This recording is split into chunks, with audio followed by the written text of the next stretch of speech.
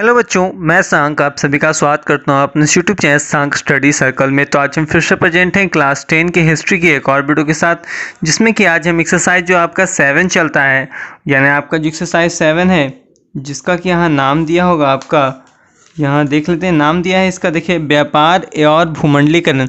इसका आज हम लोग क्या है कि लघु उत्तरीय एवं दीर्घ उत्तरीय प्रश्नों का हल हम करेंगे। सो वीडियो पसंद आए तो प्लीज़ लाइक करें, शेयर करें। यदि आपने इसकी पिछली वीडियो नहीं देखी है तो नीचे डिस्क्रिप्शन में लिंक दी गई है, और यदि आपको इसके सारे प्रश्नों के आपको उत्तर का पीडीएफ चाहिए तो उसकी लिंक भी डिस्क्रिप्शन में दी गई है।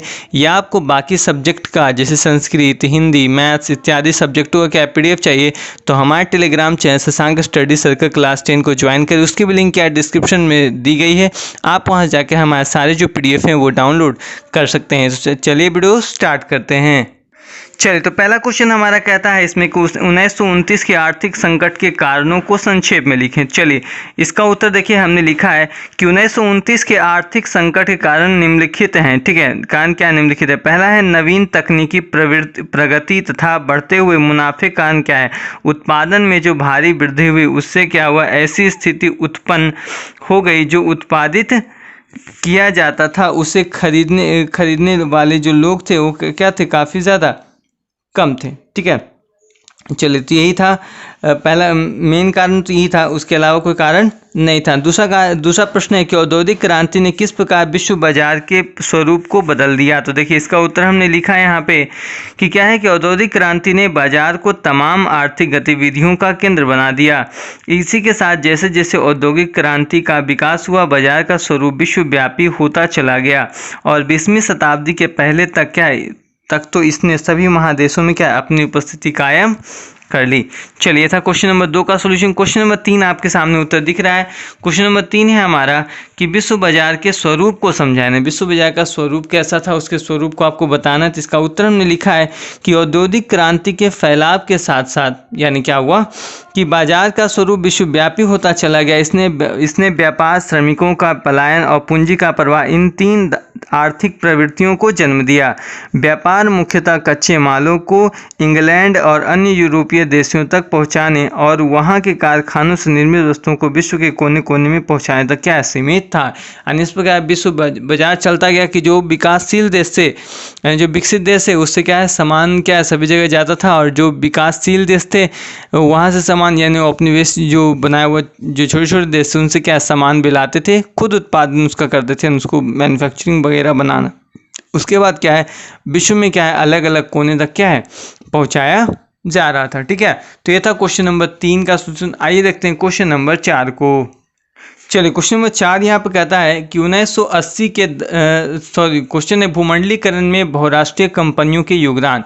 यानी भूमंडलीकरण जो हो रहा था, यानी एक जो देश था दूसरे देश से, यानी संपूर्ण देश क्या है एक हो रहा था, तो उसने क्या बहुराष्ट्रीय कंपनी क्या योगदान दिया, क्या भूमिका को स्पष्ट किया। इसका उत्तर है कि 1980 के दशक के बाद क्या हुआ, आर्थिक रूप से काफ़ी जर्जर हो चुकी स्थिति के प्रभाव को कम करने में बहुराष्ट्रीय कंपनियों का योगदान काफ़ी सराहनीय रहा, जिससे क्या है भूमंडलीकरण को बढ़ावा दिया। आज आप घर में हैं, आपको क्या है किसी सैमसंग का फ़ोन यूज करना है। ठीक है, सैमसंग कोरिया की कंपनी है, लेकिन फिर भी वो सामान क्या है आपको इंडिया में मिल जाती है। आपको एप्पल का फ़ोन यूज करना है, एप्पल अमेरिका कंपनी है, लेकिन फिर भी आपको क्या है आप चाहेंगे तो आपके गाँव, घर, कस्बे एवं बड़े बड़े शहरों में क्या एप्पल का शोरूम होगा, वहाँ जाके आप क्या उस सामानों को खरीद सकते हैं। इस प्रकार क्या है कि एक देश का सामान क्या दूसरे देश में चले। जैसे इंडिया का है, आप देखिए रॉयल इनफील्ड, सभी लोग जानते हैं बुलेट जो बाइक होती है पूरी दुनिया में पॉपुलर है, तो इंडिया का बाइक है, लेकिन वो आपको क्या अमेरिका, चाइना और सभी जगह क्या देखने को मिल जाता है। जिस प्रकार क्या है कि जो बहुराष्ट्रीय कंपनी उन्होंने क्या किया भूमंडलीकरण को बढ़ावा दिया। तो ये था क्वेश्चन नंबर 4। चलिए चलते हैं लघु उत्तरीय क्वेश्चन नंबर 5 में। चलिए, लघु उत्तरीय क्वेश्चन नंबर 5 हमने यहाँ पे लिखा है कि 1950 के बाद विश्व अर्थव्यवस्था के पुनर्निर्माण के लिए किए जाने वाले प्रयासों का उल्लेख कीजिए। तो इसका उत्तर है कि द्वितीय विश्व युद्ध समाप्त होने के बाद क्या है उससे उत्पन्न समस्या को हल करने तथा व्यापक तबाही से निपटने के लिए क्या पुनर्निर्माण का कार्य जो अंतर्राष्ट्रीय स्तर पर क्या प्रारंभ हुआ। 1957 में क्या हुआ, यूरोपीय आर्थिक समुदाय, यूरोपीय इकोनॉमिक कम्युनिटी EEC की स्थापना की गई। इससे क्या हुआ फ्रांस, पश्चिमी France, Germany, Belgium, Holland, Luxembourg और इटली क्या हुए, शामिल हुए। इन देशों ने क्या किया, एक साझा व्यापार स्थापित किया। 1960 में क्या हुआ, ब्रिटेन क्या हुआ, इसका सदस्य बना। तत्कालीन विश्व की दोनों जो महाशक्तियां संयुक्त राष्ट्र अमेरिका तथा सोवियत संघ रूस क्या है अपना प्रभाव स्थापित करना चाहते थे। इस प्रयास में अमेरिका की सहायता विश्व बैंक और अंतर्राष्ट्रीय मुद्रा कोष ने भरपूर सहायता की, जबकि रूस ने क्या अपने विचारों और राजनीतिक शक्ति का इस्तेमाल ज़्यादा किया। दोनों देशों ने अपनी नीतियों के अनुसार क्या है विश्व के देशों को असहयोग किया। यानी आप देख सकते हैं कि जो संयुक्त राष्ट्र संघ है वो साम्यवादी सरकार है, ठीक है, वहाँ जो भी चीज़ें हैं वो सरकार के अंडर में है। और यानी कुछ चीज़ें जो पूंजीपति कार्य लेके अमेरिका क्या पूर्णतः पूंजीवाद पे चलता है। तो ये दोनों कंडीशन थे जिसके द्वारा क्या है कि अलग अलग तरीके से क्या है लोगों मैंने इन दोनों देशों ने क्या है विश्व की सहायता की। चलिए था क्वेश्चन नंबर 5। क्वेश्चन नंबर 6 देखिए, लघु तरीका जो हमारा लास्ट क्वेश्चन मतलब 7 क्वेश्चन है, ये छठा क्वेश्चन है। उसका कहता है भूमंडलीकरण के भारत पर प्रभावों का उल्लेख करें। क्या क्या उल्लेख हुआ, तो हमने उत्तर लिखा है कि भूमंडलीकरण का प्रभाव भारत पर जीविकोपार्जन और आर्थिक क्षेत्र में व्यापक रूप से पड़ा। इसका प्रभाव सेवा क्षेत्र जो आपका कारपोरेट सेक्टर जिसको बोलते हैं, बैंकिंग एवं बीमा क्षेत्र, पर्यटन उद्योग, सूचना और संचार के क्षेत्र में सर्वाधिक पड़ा। इसने क्या किया, बेरोजगारी को कम किया है और रोजगार के नए अवसर उपलब्ध कराए हैं। परिणाम स्वरूप क्या हुआ, नागरिकों का जो जीवन स्तर है वो भी क्या है काफ़ी ज़्यादा बढ़ा। इसके कारण क्या भूमंडलीकरण का क्या भारत पर काफ़ी अच्छा प्रभाव पढ़ा। तो हम लोग अब चलते हैं कि लघु तरीके क्वेश्चन नंबर 7 यानी लघु तरीके लास्ट प्रश्न की ओर। चलिए, लघु तरीके का लास्ट क्वेश्चन है यहाँ पर, विश्व बाजार के लाभ एवं हानियों का संक्षिप्त टिप्पणी लिखें। तो हमने लिखा है कि विश्व बाजार के लाभ हानि जो क्या है निम्नलिखित है। लाभ पहले हमने लिखा यह सभी वर्गों के हितों की रक्षा करता है। दूसरा, इससे व्यापार और उद्योग को तीव्र गति मिलती है। तीसरा है बैंकिंग और क्या है बीमा व्यवस्था का उदय हुआ।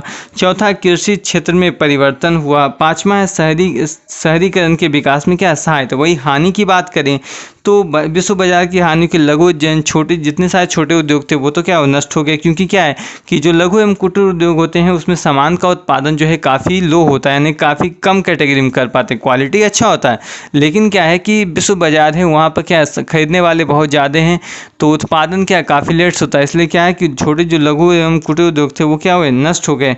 दूसरा, औपनिवेशिक देशों का शोषण तीव्र हो गया, जैसे कि इंग्लैंड जो क्या था भारत उपनिवेश था इंग्लैंड का, तो यहाँ पर क्या है कि फैक्ट्रियाँ वगैरह तो और अधिक उत्पादन क्या यहाँ लोगों से ज़्यादा करवाया जाने का, तो काम के बदले क्या लोगों को दाम नहीं मिलता। इस प्रकार क्या है कि औपनिवेशिक देशों क्या है शोषण प्रारंभ हुआ। तो इस प्रकार क्या है कि हमारे लघु उत्तरीय प्रश्नों का हल हो गया। आइए अब हम लोग हल करेंगे दीर्घ उत्तरीय के प्रश्नों को। दीर्घ उत्तरीय के प्रश्न में कहता है कि 150 शब्दों में उत्तर देना है। पहला सवाल है हमारा, यहाँ पर लिखा हुआ है कि 1929 के आर्थिक संकट के कारण एवं परिणामों का वर्णन करें। तो इसका उत्तर हमने लिखा है कि आर्थिक संकट के निम्नलिखित कारण थे। पहले तो सबसे पहले हम जानेंगे आर्थिक संकट के कारण क्या थे। तो पहला है कि बाजार आधारित अर्थव्यवस्था का विस्तार होने लगा। क्या है बाजार आधारित जो अर्थव्यवस्था थी ये हमारा पॉइंट है। इसके बाद हमने लिखा है कि यूरोप को छोड़कर जिससे मुनाफा बढ़ता गया, दूसरी तरफ लोग क्या गरीबी से विस्तार होता गया। यहाँ पे है कि यूरोप को छोड़कर क्या शेष सभी देशों में बाजार आधारित अर्थव्यवस्था का विस्तार होता गया, यानी यूरोप को छोड़कर बाकी सभी जगह क्या है बाजार बनता गया। कहता है दूसरी तरफ लोग गरीबी से, जिससे क्या मुनाफा, जब बाजार जहाँ होगा मुनाफा ज़्यादा होगा तो मुनाफा होगा, तो जो गरीब बेचारा है वो क्या होगा उसको मुनाफा तो उतना मिलता नहीं, तो इसलिए क्या गरीब बेचारा क्या पिसाता रहा। दूसरा है उत्पादन में वृद्धि। क्या उत्पादन में वृद्धि हुई, उत्पादन में क्या वृद्धि हुई, उत्पादन में जो वृद्धि हुई नवीन तकनीकी प्रगति की ओर बढ़ते मुनाफे कारण क्या है उत्पादन में तो भारी वृद्धि हुई, लेकिन उससे क्या खरीदने वाले लोग क्या है कम पड़ गए, क्योंकि आर्थिक मंदी में क्या होता है लोगों के पास पैसा तो होता नहीं है। कर्म का प्रभाव, तो हमने लिखा है कि 1920 के मध्य में क्या बहुत सारे देशों ने क्या किया अमेरिका से कर्ज लेकर युद्ध किया और अपनी अर्थव्यवस्था को विकसित करने का प्रयास किया। लेकिन क्या हुआ घरेलू स्थिति में संकट के कुछ संकेत मिलते ही जो अमेरिका था उसने क्या किया लोगों से कर्ज मांग लिया। तब कर्ज मांग लिया तो वे जो देश थे वो क्या हो गए और गरीब हो गए। नेक्स्ट है संकट के लक्षण प्रकट होने पर अमेरिका ने क्या किया आयात, यानी जो सामान जो बाहर से आता है उस पर क्या किया टैक्स को बढ़ा दिया।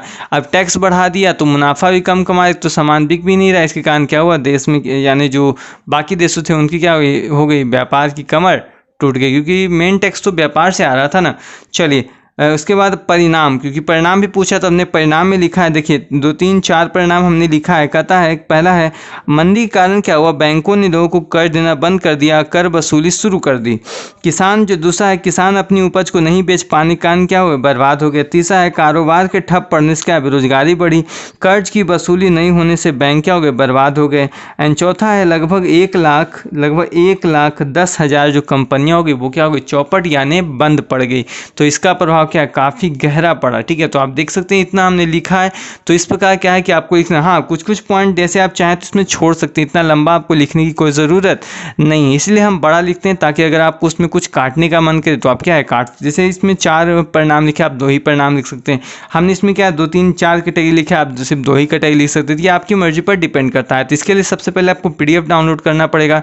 PDF आप डाउनलोड करेंगे, उसमें क्या जो आपको अच्छा लगे उसके बाद आप कर सकते हो। PDF की लिंक डिस्क्रिप्शन में, आप जाकर पहले PDF डाउनलोड कर लीजिए। तो हम लोग चलते हैं दीर्घ उतारे के क्वेश्चन नंबर 2। दीर्घ उतारे का क्वेश्चन नंबर 2 है 1945 से 1960 के बीच विश्व स्तर पर विकसित होने वाले आर्थिक संबंधों पर प्रकाश डालें। ठीक है, बड़ा उत्तर है इसका। लिखा हमने 1945 के बाद क्या हुआ, विश्व में 2 विभिन्न अर्थव्यवस्था का प्रभाव बढ़ता गया। दोनों ने विश्व स्तर पर अपने प्रभावों तथा नीतियों को बढ़ाने का प्रयास किया। इस स्थिति में विश्व की एक नवीन आर्थिक और राजनीतिक प्रतिस्पर्धा ने जन्म लिया। संपूर्ण विश्व मुख्यतः 2 गुटों में विभाजित हो गया। एक साम्यवादी अर्थतंत्र वाले देशों के गुट का नेतृत्व सोवियत संघ रूस कर रहा था, जबकि दूसरा पूंजीवादी अर्थतंत्र देशों के गुट का नेतृत्व जो है संयुक्त राष्ट्र अमेरिका कर रहा था। ठीक है, इसके बाद हमने लिखा है कि सोवियत रूस ने क्या किया, पूर्वी यूरोप और भारत जैसे नव स्वतंत्र देशों में अपनी आर्थिक व्यवस्था को फैलाने का गंभीर प्रयास किया, जिसमें क्या हुआ, पूर्वी यूरोप और उत्तरी कोरिया, वियतनाम जैसे देशों ने उसे क्या है पूर्ण सफलता मिली। दूसरी ओर जो क्या है पूंजीवादी अर्थतंत्र का मुखिया संयुक्त अमेरिका ने क्या किया, विश्व के 2 क्षेत्र दक्षिण अमेरिका और मध्य तथा पश्चिम एशिया के तेल उत्पादक जैसे ईरान, इराक, यूनान, ये सब क्या है तेल उत्पादक देश में आते हैं, को क्या क्या देशों में जबरन अपनी नीतियों को थोपने का क्या है प्रयास किया कि भाई तुम पूंजीवाद अवस्था को, मतलब पूंजीवादी को अपनाओ, हमारी अर्थव्यवस्था को अपनाओ, ज़्यादा विकास होगा। ठीक है, इसके बाद हमने लिखा है कि पश्चिमी यूरोप देश ब्रिटेन, फ्रांस, पश्चिम जर्मनी ने ही महत्वपूर्ण आर्थिक संबंधों का विकास किया। 1944 में क्या हुआ, नीदरलैंड, बेल्जियम और लग्जमबर्ग ने क्या किया, बेनेलिक्स नामक संघ बनाया। 1948 में ब्रेसलेट संधि हुआ, जिसमें यूरोपीय आर्थिक सहयोग की प्रक्रिया कोयला और इस्पात के माध्यम से जुड़ी, यानी लोगों एक दूसरे क्या कोयला जिसके पास है कोयला एक दूसरे को देगा, कोई ईंधन देगा, इसी प्रकार क्या है चलता गया। 1957 में क्या हुआ, यूरोपीय आर्थिक समुदाय यूरोपीय इकोनॉमिक कम्युनिटी की स्थापना हुई। इसमें फ्रांस, पश्चिम जर्मनी, बेल्जियम, हॉलैंड, लग्जमबर्ग और इटली शामिल हुए। इन देशों ने क्या किया, एक साझा बाजार स्थापित किया। ग्रेट ब्रिटेन 1960 में इसका सदस्य बना। इस तरह क्या है सभी देशों पर संयुक्त राष्ट्र अमेरिका क्या है प्रत्यक्ष प्रभाव पड़ा, यानी क्या है पूंजीवादी जो अवस्था वो लाना चाहता था संपूर्ण विश्व में इसके देशों पर पड़ता गया। लेकिन कुछ देश जो है वो सोवियत संघ रूस की तरफ गए, जो आज भी क्या है संयुक्त राष्ट्र की तरफ ही है। परंतु भारत क्या इन दोनों से अछूता, न उसने साम्यवादी को अपनाया, न ही इसने क्या है पूंजीवादी तरीके को अपनाया, बल्कि इसने क्या लोकतांत्रिक चीज़ों को अपनाया। लोकतंत्र है यहाँ पर। ठीक है, तो चलिए था क्वेश्चन नंबर 2। चलिए चलते इसी क्वेश्चन नंबर 3 की ओर। चलिए क्वेश्चन नंबर 3 हमारा कहता है कि भूमंडलीकरण के कारण क्या हुआ, आम लोग के जीवन में आने वाले परिवर्तनों को स्पष्ट करें। तो इसका हमने लिखा है कि भूमंडलीकरण राजनीतिक, आर्थिक, सामाजिक, वैज्ञानिक तथा सांस्कृतिक जीवन के विश्वव्यापी समायोजन की एक क्या है सांस्कृतिक जीवन प्रक्रिया है, जो विश्व के विभिन्न भागों के लोगों को भौतिक एवं मनोवैज्ञानिक स्तर पर एकीकृत करने का सफल प्रयास करती है। अर्थात जीवन के सभी क्षेत्रों में लोगों के द्वारा किए जाने वाले क्रियाकलापों में विश्व स्तर पर पाई जाने वाली एकरूपता या समानता जो है भूमंडलीकरण के अंतर्गत सम्मिलित होती है। भूमंडलीकरण के कारण क्या हुआ, जीविकोपार्जन के क्षेत्र में काफ़ी बदलाव आया है। इसकी झलक क्या है शहर, कस्बा और गांव सभी जगह देखने पर मिलती है, यानी दिखती है।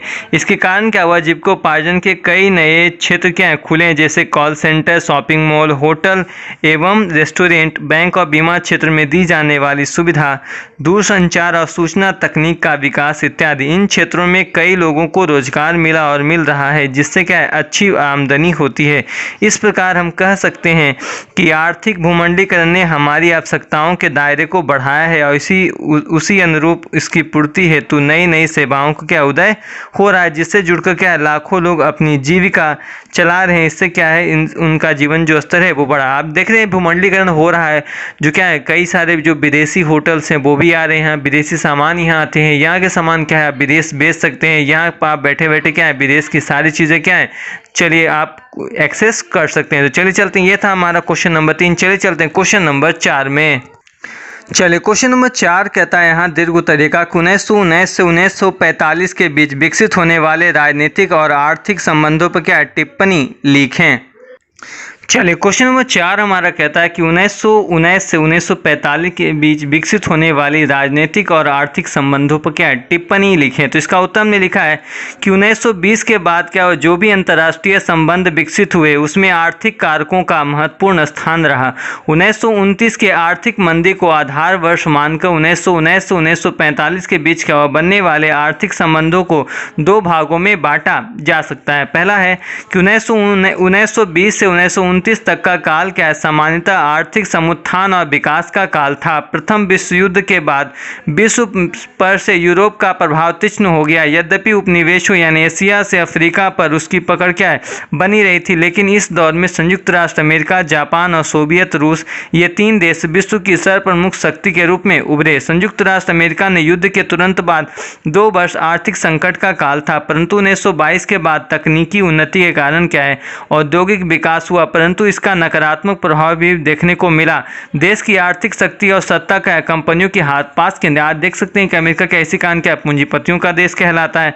रूस और जापान ने क्या किया कि 1920 से 1929 के बीच आर्थिक क्षेत्र में काफ़ी प्रगति की। जापान अपनी आर्थिक प्रगति को बनाए रखने के लिए साम्राज्यवादी महत्वाकांक्षा को आक्रामक रूप दिया, जिसका शिकार चीन हुआ। इसी समय भारत एवं अन्य देशों में क्या हुआ राष्ट्रीय चेतना का प्रसार हुआ है कि इस काल में नए राजनीतिक संबंधों का विकास हुआ। 1932 ईस्वी में अमेरिकी राजनीति में फ्रैंकलिन डी रूजवेल्ट का उदय हुआ। उसने क्या किया न्यू डील नामक नवीन आर्थिक नीतियों को अमेरिका में लाया। इसके अंतर्गत क्या हुआ रेल मार्ग, सड़क, पुल, स्थानीय विकास हेतु ऋण वितरित किया गया। औद्योगिक क्षेत्र में व्यापार और उत्पादन का नियमन, मजदूरी में वृद्धि की, काम के घंटे तय करना इत्यादि सम्मिलित था। कृषि क्षेत्रों में किसानों की क्रय शक्ति तथा सामान्य आर्थिक स्थिति को युद्ध के पूर्व स्तर पर तक ले जाने का प्रयास किया गया। परंतु क्या हुआ साम्यवादी जो देशों में मंदी का कोई प्रभाव नहीं पड़ा, क्योंकि वहाँ तो सभी चीज़ें सरकार के हाथों में थी। कुछ चीज़ें क्या है वो प्राइवेटाइजेशन, लेकिन बाकी जो चीज़ें थी वो क्या है सरकार क्या, इसलिए वहाँ कोई। लेकिन अमेरिका में क्या है सारे पर पूंजीपतियों पर चल रहा था। पूंजीपति का जब व्यापार चलेगा नहीं तो देश चलेगा कैसे। आर्थिक मंदी का शिकार तो अमेरिका इसी कारण हो गया था। कहता यूरोप में आर्थिक मंदी के बाद क्या है उचित होने वाली राजनीतिक व्यवस्था ने अपनी नीतियों से विश्व युद्ध को अवश्यंभावी बना दिया। यानी क्या है कि अब ऐसा लगने लगा था कि द्वितीय विश्व युद्ध क्या है होगा ही नहीं, लेकिन फिर क्या है कि जर्मनी के द्वारा क्या है कि ऐसा कुछ कर दिया गया, जिसके कारण क्या है द्वितीय विश्व युद्ध क्या हुआ पुनः आरंभ हो गया। तो ये था हमारा दीर्घ उत्तरीय का क्वेश्चन नंबर 4 का प्रश्न का उत्तर। क्वेश्चन नंबर 5 हम लोग क्या है अब हम लोग देखेंगे। चल इसका जो क्वेश्चन नंबर 5 कहता 2 महायुद्धों के बीच और 1945 के बाद औपनिवेशिक देशों में होने वाले राष्ट्रीय आंदोलनों पर क्या एक निबंध लिखे। तो इसको आप खुद भी बना सकते हैं कि 2 महायुद्धों यानी अमेरिका जापान, ठीक है, अमेरिका जापान द्वारा जो युद्ध हुआ उसके बारे में लिख सकते हैं कि क्या युद्ध का कारण था क्या नहीं था। 1945 के बाद क्या औपनिवेशिक देशों में यानी इंडिया के बारे में लिख सकते हैं कि इंडिया में क्या हुआ, ठीक है, इंडिया किस प्रकार आज़ादी मिली। यानी सारे जो आंदोलन चलाया गया, सहयोग आंदोलन, सविनय अवज्ञा आंदोलन, रॉलेट एक्ट के विरुद्ध आंदोलन, वर्नाकुलर प्रेस एक्ट के बारे में, तो सारी चीज़ें क्या है आप इसमें लिख सकते हैं। आप क्वेश्चन क्या खुद भी बना सकते हैं, ठीक है। तो यदि अगर आप नहीं तो इसकी जो PDF है आपको हमारे जो डिस्क्रिप्शन में लिंक दी गई है उसमें भी क्या है उसका आंसर आपको देखने को मिल जाएगा, ठीक है। तो ये आप खुद भी ऐसे बना सकते हैं। कोई निबंध लिखना है इसके बारे में क्या थोड़ा बहुत क्या है आप लिख देंगे तो आपका जो आंसर है वो कंप्लीट हो जाए। ऐसे भी इस चैप्टर से कोई भी ऐसा क्वेश्चन नहीं है जो क्या है आपके एग्ज़ाम में पूछा जाता है। बहुत बार बहुत ऐसा हुआ है कि भाई इसमें से एक ही पूछा गया है क्वेश्चन कि 1929 के आर्थिक संकट के कारण को संक्षिप्त लिखें, लेकिन लगभग बात जो क्या है कि इस चैप्टर से कोई भी क्वेश्चन पूछा नहीं जाता, क्योंकि ये वर्ल्ड हिस्ट्री का क्वेश्चन है। तो वर्ल्ड हिस्ट्री में क्या है, काफ़ी ज़्यादा कम ही सवाल आते हैं। तो आई होप जो वीडियो है आपको अच्छा लगा होगा। तो वीडियो पसंद आया तो प्लीज़ लाइक करें, शेयर करें और हमें बताएं कि इसमें से कौन सा क्वेश्चन आपसे क्या है नहीं बना है। अगर ये क्वेश्चन का तो पीडीएफ आपको क्या है हमारे जो Telegram channel Shashank study circle पे देखने को मिल जाएगा। तो बाकी जितने सारे पिछले वीडियो हैं उसकी लिंक डिस्क्रिप्शन में मिल जाएगी और आने वाली वीडियो की लिंक भी क्या आपको डिस्क्रिप्शन में मिल जाएगी। सो वीडियो को लाइक कर दीजिए, शेयर कीजिए, नया तो प्लीज़ सब्सक्राइब करना बिल्कुल ना भूलें। तो मिलते हैं नेक्स्ट वीडियो में, तब तक के लिए धन्यवाद। जय हिंद।